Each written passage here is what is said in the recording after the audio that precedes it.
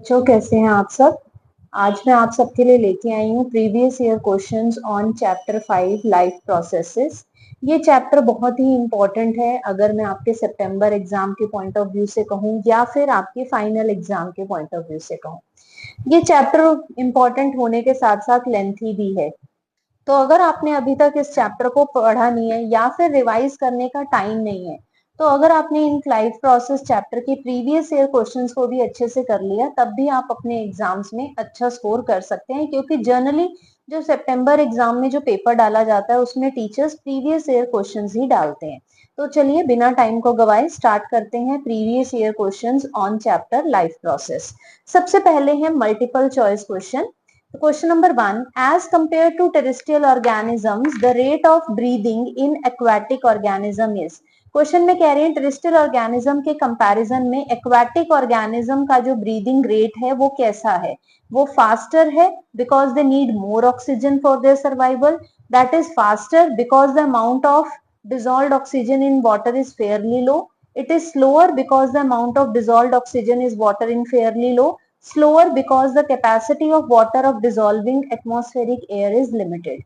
तो आंसर क्या है? It is faster because the amount of dissolved oxygen in water is fairly low. तो first का जो आंसर है that is B.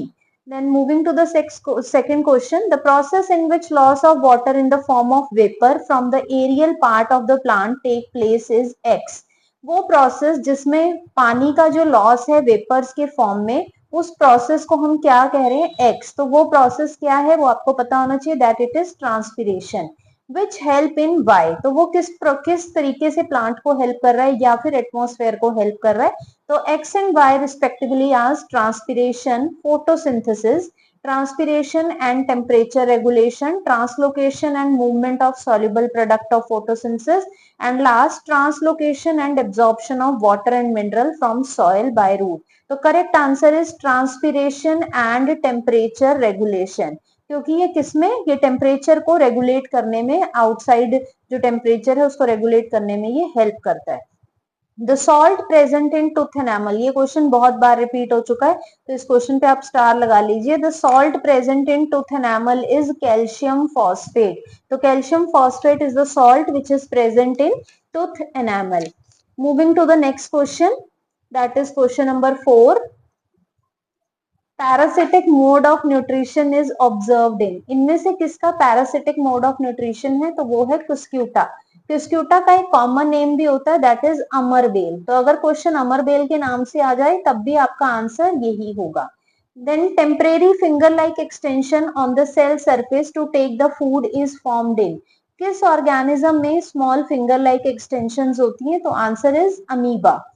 Sphincter muscles are present at the exit of, जो sphincter muscles हैं ये कौन से ऑर्गन के एग्जिट पे प्रेजेंट है? Stomach and small intestine, stomach and anus, small intestine and large intestine, oesophagus and stomach. तो correct answer is stomach and anus. तो ये स्टमक और एनस के जो एग्जिट पॉइंट है उन पे ये दोनों मसल्स प्रेजेंट होती है। उसका रीजन क्या है?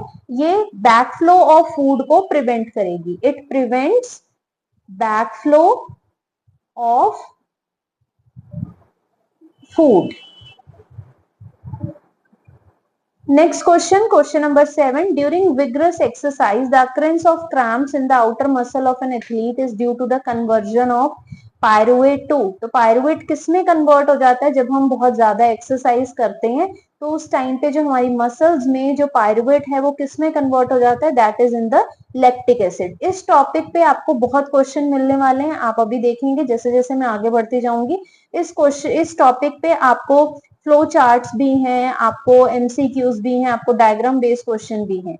In human being, when the process of digestion is completed, the protein, carbohydrate and fats are respectively finally converted into। तो प्रोटीन्स किस में कन्वर्ट हो जाता है जब कंप्लीट हो जाती है डाइजेशन? अमाइनो एसिड्स में। कार्बोहाइड्रेट किस में कन्वर्ट हो जाता है? ग्लूकोज में। और फैट्स किस में कन्वर्ट हो जाता है? फैटी एसिड एंड ग्लिसरोल में। तो जो करेक्ट आंसर है वो हमारा है B, that is amino acid, glucose, fatty acids and glycerol. Moving to the next question, that is question number 9. The process in which transport of soluble product of photosynthesis take place in plant is known as। तो transport of soluble product of photosynthesis, यानी कि photosynthesis के जो product हैं वो कैसे transport होते हैं, वो ट्रांसपोर्ट होते हैं by the process known as translocation. अगर वाटर ट्रांसपोर्ट के लिए पूछते हैं तो वो होता है transpiration. Now assertion reason based question, पहले हम इसकी ऑप्शंस पढ़ लेते हैं। Both A and R are true and R is the correct explanation of A. Both A and R are true, but R is not the correct explanation of A. A is true, but R is false. A is false, but R is true. तो चलिए first question करते हैं assertion reason का, जो हमारे पिछले previous year papers में जो क्वेश्चंस आए हुए हैं। assertion statement है oxygen is essential for all aerobic form of life. तो this statement is correct. Yes, oxygen is required for the all aerobic form. Reason, free oxygen atom combine with molecular oxygen to form ozone. This statement is also correct कि जो free oxygen atom है वो molecule oxygen के साथ combine करके ozone बना लेता है। तो both the statements are true, but the reason is not the correct explanation of A. तो option is B. तो इस क्वेश्चन का जो आंसर होगा वो क्या होगा, बी, क्योंकि दोनों स्टेटमेंट सही है, बट जो सेकंड स्टेटमेंट है, जो रीजन स्टेटमेंट है, वो असर्शन को एक्सप्लेन नहीं कर रही। Then moving to the second question, assertion क्या है, the wall of atria are thicker than those of ventricle. Atrium की वॉल्स कह रहे हैं कि थिक होती है एज कंपेयर टू वेंट्रिकल, तो this statement is wrong. Ventricles have to pump blood into various organ at high pressure. This statement is true कि ventricles को पूरी बॉडी में ब्लड को पंप करना होता है, तो it means assertion is false but reason is true. तो हमारी करेक्ट ऑप्शन कौन सी बन रही है, डी। तो इस क्वेश्चन का जो आंसर है that is D. Next question number 3, assertion statement, in the human heart ventricles have thicker muscle walls than atria. Human heart में देखिए एट्रियम और वेंट्रिकल की थिकनेस पे ही आपको दो पेपर्स में assertion और रीजन मुझे दिखे और मैंने दोनों आपके लिए मैं लेकर आई हूँ। तो ह्यूमन हार्ट में क्या बता रहे हैं कि वेंट्रिकल्स की जो मसल्स हैं वो थिक होती हैं as compare to atria. Reason क्या है, ventricles have to pump the blood into various organ. This statement is true and this is also true, and explaining the assertion statement, that means correct answer is A. तो ये कुछ assertion reasons based question थे जो कि हमारे previous year papers में आए हुए हैं और आगे भी आने के इनके चांसेस हैं। तो चलिए अब चलते हैं डायग्राम बेस्ड क्वेश्चन पे। ये बहुत ही इंटरेस्टिंग क्वेश्चन होते हैं, जिसको डायग्राम की पूरी नॉलेज है वो इन क्वेश्चन को बड़े ही इजीली कर सकता है। तो जो हमारा फर्स्ट क्वेश्चन है, in the following diagram identify the cells through which massive amount of gaseous exchange take place for photosynthesis. आपको डायग्राम दिया हुआ है, एक लीफ के डायग्राम है जिसमें आपको 4-5 पार्ट्स को लेबल करके दिखाया हुआ है और आपसे पूछ रहे हैं आइडेंटिफाई कीजिए वो पार्ट के जिससे गैसियस एक्सचेंज होता है। तो फर्स्ट पार्ट की जो लेबलिंग है वो क्या है, वो है epidermis, that is epidermis. Second क्या है, that is palisade tissue. Third क्या है, स्पॉन्जी पैरेन्काइमा। और फोर्थ क्या है, स्टोमेटा। तो कहां से गैसियस एक्सचेंज होता है, that is through the stomata. तो आपका जो आंसर हो जाएगा बी। ऐसे क्वेश्चंस में आपको ऑप्शंस को ध्यान से चुनना है। कई बार हम फोर्थ ऑप्शन देख लेते हैं कि ये फोर्थ ऑप्शन वाला सही है, नहीं, यहाँ ये देखो कि 4 किसके साथ लिखा हुआ है, तो that is B. Second question में ये आपका एक्टिविटी बेस्ड क्वेश्चन है, आपकी एनसीईआरटी की बुक में ये फुल फ्लेज एक्टिविटी है। In the experimental setup shown above in the diagram 1, the atmospheric air is being passed into lime water with the syringe. Lime water में syringe के through carbon dioxide को वो मतलब air को वो pump कर रहे हैं, और डायग्राम 2 में जैसे ह्यूमन को एक्सेल करे एयर उसके थ्रू वो कर रहे हैं।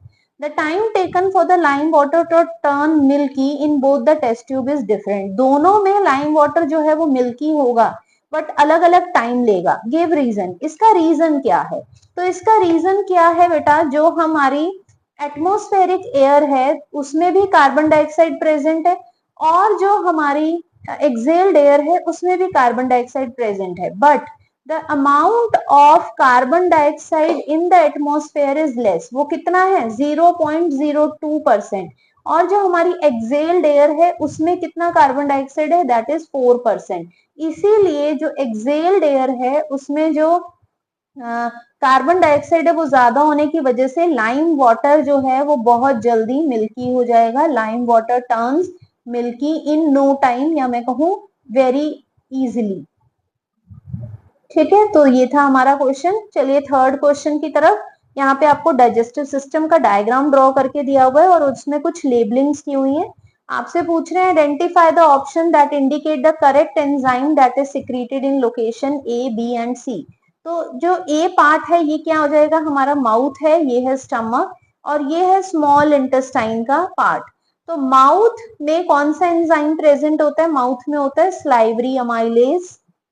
आपको सारे एंजाइम्स पता होने चाहिए, तभी आप डायग्राम बेस्ड क्वेश्चन को इजीली कर सकते हैं। Stomach secrete the enzyme pepsin, और जो स्मॉल इंटेस्टाइन है वहां पे कौन सा एंजाइम है, another protein digesting enzyme trypsin. तो यहाँ पे जो आपकी करेक्ट ऑप्शन बन रही है that is B, amylase, pepsin and trypsin. Next question, the respiratory route of air in the respiratory tract of human is. तो यानी कि जो गैसियस जो है, जो गैसेस जो रेस्पिरेशन के पाथवे में गैसेस कौन से रूट को ट्रेवल करती हैं उसके बेस पे ये क्वेश्चन है। क्या gases nostril to pharynx then larynx trachea और एल्वुलाई, या alveoli to pharynx then larynx then trachea and nostril, alveoli to larynx then trachea then pharynx and nostril, then nostril to trachea, then pharynx, larynx and then alveoli। इस question का answer आप मुझे comment box में बताइएगा कि क्या होगा। जब आप बताएंगे तब भी मैं बताऊंगी। नेक्स्ट क्वेश्चन करते हैं, question number 5। The figure given below show a schematic plane of blood circulation in human with label 1 to 4. Identify the correct label with its function। तो आपको यहाँ पे कुछ डायग्राम दिया हुआ है डबल सर्कुलेशन का। ये जो लेबलिंग्स के अकॉर्डिंगली ये 1 2 3 4 है, यानी कि जो फर्स्ट पार्ट है क्या वो पल्मनरी वेन है। अब आपको यहाँ पे करेक्ट नॉलेज होगी कैसे ब्लड सर्कुलेट होता है, क्या डबल सर्कुलेशन का पाथवे है, तभी आप इस क्वेश्चन को इजिली कर सकते हो। तो ये जो है, क्या ये नंबर 1 जो है वो पल्मनरी वेन है, या वो पल्मनरी आर्टरी है नंबर 2, या नंबर 3 अयोटा है, या नंबर 4 वेना कावा है। तो नंबर 4 जो है वो वेना कावा है, because it is taking the blood from the body parts to the right auricle. आपको टेक्निक को लर्न रखना है लॉर्ड, अगर आपको कभी भी ये क्वेश्चन आ जाता है। L फॉर लेफ्ट यानी कि left side of the heart, O for oxygenated यानी कि ऑक्सीजनेटेड ब्लड आएगा, और right that is right auricle and right ventricle will receive the deoxygenated blood। अगर आप इसे याद रखेंगे तो आपको ये क्वेश्चंस करने बहुत इजी हो जाएंगे।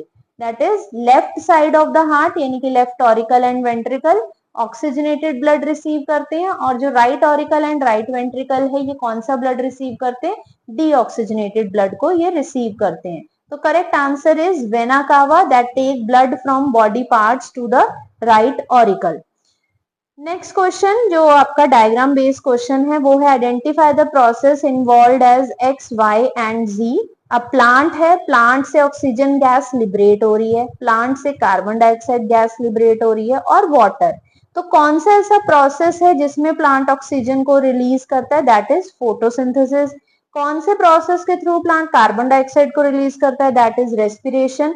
और कौन से प्रोसेस के थ्रू वो वाटर को रिलीज करता है, दैट इज ट्रांसपिरेशन। तो correct answer is option number 2, that is photosynthesis, respiration and transpiration. Now moving to the subjective question. तो सब्जेक्टिव क्वेश्चंस की अगर हम बात करें तो पहला क्वेश्चन है what will happen if xylem tissue in a plant is removed. अगर हम एक प्लांट के जाइलम को ही रिमूव कर दे तो क्या होगा। तो आप क्या आंसर लिखेंगे, the plant will die because xylem is essential for transporting water and dissolved mineral from root to tip of the plant. यानी कि जो प्लांट है उसकी डेथ हो जाएगी क्योंकि प्लांट जो है वो वाटर को ट्रांसपोर्ट नहीं कर पाएगा, डिजॉल्व्ड मिनरल ट्रांसपोर्ट नहीं होंगे।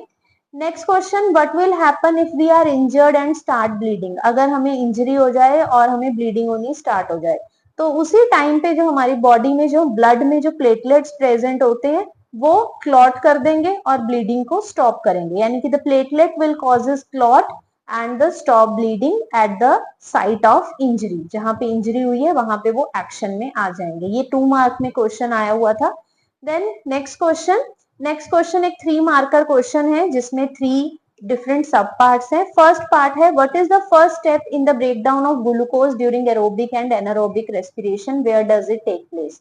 तो पहले तो आपको ये पता होना चाहिए चाहे रेस्पिरेशन एरोबिक है या एनारोबिक है, जो फर्स्ट स्टेप है that is always conversion of glucose to pyruvate. हमेशा ही ग्लूकोज जो है वो किस में कन्वर्ट हो जाता है, पायरुवेट में कन्वर्ट हो जाता है। और ये जो स्टेप है ये कहाँ प्रेजेंट हो रहा है, cytoplasm of all living cell, चाहे वो सेल एरोबिक ऑर्गेनिज्म का है चाहे वो एनारोबिक का है, सब में ही सेम स्टेप है। Next question, ATP is called energy currency of the cell, why. ATP की फुल फॉर्म क्या होती है, आप मुझे कमेंट बॉक्स में जरूर बताइएगा कि एटीपी की फुल फॉर्म क्या है। एटीपी को एनर्जी करेंसी क्यों कहा जाता है, क्योंकि वो स्टोर कर रहा है और रिलीज करता है energy for various cellular activity. It stores and releases energy for various cellular activity. What is meant by residual volume of air in a breathing cycle? Residual volume of air क्या होता है, the amount of air that always remain in the lung, यानी कि जो lungs में हमेशा ही जो air रहेगी उसे हम क्या बोलते हैं, रेजिडुअल वॉल्यूम ऑफ एयर। और इसका फंक्शन क्या है, पहला फंक्शन, 2 फंक्शन है इसके। पहला, it prevent the collapsing of the lungs, यानी कि ये लंग्स को कोलैप्स होने से बचाएगी। और number 2, it allow the continuous gas exchange, यानी कि ये गैस के कॉन्टिन्यूअस एक्सचेंज, यानी कि कार्बन डाइऑक्साइड और ऑक्सीजन जो है वो गैसियस एक्सचेंज कॉन्टिन्यूसली चलता रहे, चाहे हम इनहेल कर रहे हैं या एक्सहेल कर रहे हैं, वो प्रोसेस रुकना नहीं चाहिए। तो ये जो क्वेश्चन था ये 3 मार्क में क्वेश्चन आया हुआ था आपके प्रीवियस ईयर पेपर में, ध्यान से करके जाइएगा क्योंकि पेपर में एटीपी से रिलेटेड क्वेश्चन, रेस्पिरेशन से रिलेटेड क्वेश्चन और रेजिडुअल वॉल्यूम, यानी कि 3 लाइफ प्रोसेस से यहाँ पे ये क्वेश्चन उठ के आया हुआ है जो कि बहुत ही इंपॉर्टेंट है। नेक्स्ट एक 5 मार्क में क्वेश्चन है, जनरली जिसको बच्चे इग्नोर कर देते हैं कि ये एक्सपेरिमेंटल वेरिफिकेशन तो कहाँ ही आएगी या ये एक्टिविटी बेस्ड क्वेश्चन तो कहाँ ही आएंगे। तो देखिए क्या क्वेश्चन है, right in sequence the step for experimental verification of the fact that sunlight is essential for photosynthesis. तो हम एक्सपेरिमेंटली कैसे प्रूव करें कि सनलाइट जो है फोटोसिंथेसिस के लिए बहुत इंपॉर्टेंट है। इसमें आपको एक्सपेरिमेंटल वेरिफिकेशन में सारे स्टेप्स आपको लिखने पड़ते हैं, देन आपको ऑब्जर्वेशन और कंक्लूजन भी आपको लिखना होता है। तो सबसे पहले अगर हम स्टेप्स की बात करें तो पहले आपने एक प्लांट को लेना है, उसको 2 से 3 दिनों के लिए एक डार्क रूम में रख देना है। अब ऐसा करना क्यों है, ताकि जितनी भी उसमें स्टार्च बनी हुई है वो सारी की सारी जो स्टार्च है वो कंज्यूम हो जाए, यानी कि प्लांट में कोई भी स्टार्च का जो अमाउंट है वो ना रहे। Number 2, cover a healthy leaf with black pepper. अब वहीं पे पड़े पड़े हम एक लीफ को, एक जो हेल्दी लीफ हमें दिख रही है उसको ब्लैक पेपर से कवर करना है। अब उसी पॉटेड प्लांट को सनलाइट में ले आना है, 3-4 दिन तक हम सनलाइट में रखेंगे, फिर उस लीफ को प्लग कर लेना है जिसको आपने ब्लैक पेपर से कवर किया हुआ है और ब्लैक पेपर को रिमूव कर देना है। Boil the leaf in water to kill the cells, ताकि जो सेल्स हैं उसकी डेथ हो जाए। देन बॉयल इन एल्कोहल, क्यों करते हैं ऐसा, ताकि जो लीफ है वो डीकलराइज हो जाए, सारी की सारी जो क्लोरोफिल है वो रिमूव हो जाए। देन लीफ को वॉश करेंगे रनिंग वाटर में, ताकि अगर कोई थोड़े बहुत रिमेन्स रह जाए क्लोरोफिल के कि वो भी निकल जाए। Then perform the starch test. आप क्या देखेंगे, जिस पार्ट को आपने ब्लैक पेपर से कवर किया हुआ था वो ब्लू ब्लैक नहीं होगा। What does it indicate? It indicates that the sunlight is essential for photosynthesis. ये आपको 5 मार्क्स में ये क्वेश्चन आया हुआ है, तो ध्यान से करिएगा, अच्छे से इसके स्टेप्स लिखिएगा, ऑब्जर्वेशन लिखिएगा एंड कंक्लूजन। कंक्लूजन में क्या लिखेंगे, यस फोटोसिंथेसिस के लिए जो सनलाइट है वो बहुत ही ज्यादा इंपॉर्टेंट है, यानी कि sunlight is necessary for photosynthesis. Next question, ये आपका 2 मार्क में क्वेश्चन था। Sometime while running the athlete suffer from muscle cramp, why. Same question है, मसल क्रैम्प्स क्यों पड़ते हैं, मसल क्रैम्प्स पड़ते हैं क्योंकि पायरुवेट जो है वो लैक्टिक एसिड में चेंज हो जाता है इन आवर मसल सेल, और जो वो लैक्टिक एसिड जब डिपॉजिट हो जाता है उसी को हम क्या बोलते हैं, cramps. How is respiration in this case different from aerobic respiration. अब जो एरोबिक रेस्पिरेशन है और ये वाली जो रेस्पिरेशन है इनमें फर्क क्या है? एरोबिक रेस्पिरेशन में जो ग्लूकोज है वो कंप्लीटली ब्रेक डाउन होगा into carbon dioxide, water and 38 ATP are produce. और यहाँ पे क्या होता है कि इनकम्प्लीट ब्रेकडाउन हो रही है। क्यों हो रही है इनकम्प्लीट ब्रेकडाउन? क्योंकि बॉडी को, मसल सेल को प्रॉपर ऑक्सीजन नहीं मिल रही। तो हम इसे कहते हैं due to the lack of oxygen this process take place. Right other name given to the lymph, state its two function. Lymph का दो और नाम क्या हो सकता है, कोई और नाम क्या हो सकता है? तो यहाँ पे मैं आपके सामने दो नाम लिख रही हूँ, जो आपको इजी लगे वो आप लर्न कर ले। It is also known as tissue fluid और इंटरस्टिशियल फ्लूइड। दोनों में से आप कोई भी लिख के आइए, आपको बिल्कुल फुल मार्क्स मिलेंगे। State the two function. अब फंक्शन क्या है लिम्फ के? पहला फंक्शन, क्योंकि it is rich in WBC तो क्या करेगा? इन्फेक्शन से फाइट करेगा। नंबर 2, ये कलेक्ट करता है और ड्रेन करेगा जो भी एक्सेस फ्लूइड है and maintain the fluid balance, यानी कि it collect and drain excess fluid and maintain the fluid balance of the body. Moving to the next question.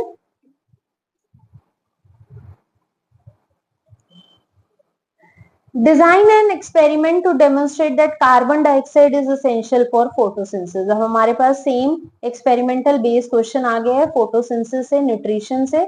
That is right the observation and conclusion of the experiment. अब हमें क्या prove करना है? कि carbon dioxide essential है photosynthesis के लिए। यहाँ पे भी हम उसी क्वेश्चन की तरह सेम एक्सपेरिमेंट करेंगे, बट फर्क क्या आएगा? देखो, सबसे पहले तो वही करना है आपको, डिस्टार्च करना है लीफ को। फिर वो जो पॉटेड प्लांट है उसको सनलाइट में रखना है। जब हम बेटा उसको सनलाइट में रखेंगे तब आपको उसके पास KOH क्रिस्टल्स रख देने। What is the function of KOH crystal? That will absorb the carbon dioxide. जब कार्बन डाइऑक्साइड ही एब्जॉर्ब हो जाएगी, फिर उसके बाद आपने उस पॉटेड प्लांट में से कुछ लीव्स को प्लग करना है। लीव्स को प्लग करके पहले बॉइलिंग वाटर में उसको बॉईल करना है, फिर उसके बाद उसको एल्कोहल में करना है, फिर रनिंग वाटर के अंदर आपने उसको वॉश करना है। और उसके बाद जब आप उसका टेस्ट करेंगे, आयोडीन टेस्ट, तो आप क्या देखेंगे? वो ब्लू ब्लैक नहीं होगी। What does it indicate? It indicate that the carbon dioxide is essential for photosynthesis. यहाँ पे आपको ऑब्जर्वेशन, कंक्लूजन और जो स्टेप्स हैं, एक्सपेरिमेंटल स्टेप्स हैं, वो तीनों लिखेंगे, तभी आपको 5 मार्क्स मिलेंगे along with a well labeled diagram. Then list the events in proper sequence that take place during the process of photosynthesis. ये क्वेश्चन भी मैंने बहुत बार बच्चों को बताया है कि ये क्वेश्चन एग्जाम में आना ही आना है। तो 3 स्टेप्स हैं और उन्होंने देखो लिखा है इन प्रॉपर सीक्वेंस। तो जिस बच्चे ने प्रॉपर सीक्वेंस में नहीं लिखा उसको भी मार्क्स नहीं मिलेंगे, चाहे आपने बिल्कुल सही क्यों ना लिखे हो। तो सबसे पहले क्या होता है? लाइट एनर्जी को एब्जॉर्ब करते हैं plant by the chlorophyll. Number 2, light energy will get converted into chemical energy and water gets split into hydrogen ion and oxygen. Number 3, reduction of carbon dioxide to form glucose और carbohydrate. तो ये तीनों steps हैं, तीनों को आपको proper sequence में ही लिखने पे नंबर मिलेंगे। Explain in brief 2 ways by which leaves of a plant help in excretion. तो लीव्स किस तरह से एक्सक्रीशन में हेल्प कर रही है? तो सबसे पहले तो जो भी गैशियस वेस्ट होता है वो लीव्स के थ्रू, स्टोमेटा के थ्रू रिमूव हो जाता है। नंबर 2, कुछ लीव्स और जो कुछ वेस्ट मटेरियल हैं वो अपने अंदर स्टोर कर लेती हैं, और जब वो लीव्स येलो हो जाती हैं, वो शेड कर जाती हैं, तो अपने साथ ही वो वेस्ट मटेरियल भी ले जाती हैं। Next question, why bile juice important in the process of digestion. अब बाइल जूस का क्या इंपॉर्टेंस है प्लांट्स के, सॉरी, ह्यूमन बॉडी के लिए? बाइल जूस जो है उसमें कोई भी एंजाइम नहीं है, इस चीज को आप याद रखिएगा। कई बार क्वेश्चन आ जाता है कि बाइल जूस के एंजाइम्स बताइए, तो आपने क्या लिखना है? Bile juice contain no enzyme. तो फिर फंक्शन क्या करता है ये? It causes emulsification of fat, that is breakdown of large fat globule into smaller ones. Moving to the next question, again हमें फिर से एक एक्टिविटी बेस्ड क्वेश्चन आया हुआ है। न्यूट्रिशन से आप देखेंगे बहुत एक्टिविटीज आई हुई है। With the help of an activity explain the action of saliva on the food we eat. जो भी हम खाना खा रहे हैं उस पे स्लाइवा कैसे एक्ट करता है, स्लाइवा के अंदर क्या एंजाइम्स हैं जो उस फूड की डाइजेशन में हेल्प कर रहे हैं, उसको आपको एक्टिविटी के थ्रू बताना है। तो यहाँ पे मैंने आपको और डिटेल में बताया है ताकि आपको पता चले कि हमें जब ये 5 मार्क में क्वेश्चन आता है तो हमें क्या क्या स्टेप्स लिखने हैं। तो material required, boiled rice, 2 test tube, dropper और आयोडीन सोल्यूशन। प्रोसीजर में आपको 2 टेस्ट ट्यूब लेनी है, उनको लेबल कीजिए A and B. Test tube A में आप बॉइल्ड राइस डालेंगे और टेस्ट ट्यूब बी में आप च्यूड बॉइल्ड राइस, यानी कि पहले उन राइस को पहले आपको अच्छे से च्यू करना है, फिर आपने उसको टेस्ट ट्यूब में डालना है। दोनों में थोड़ा थोड़ा सा पानी डाल दें और 2 से 3 ड्रॉप आप आयोडीन सॉल्यूशन की डालें।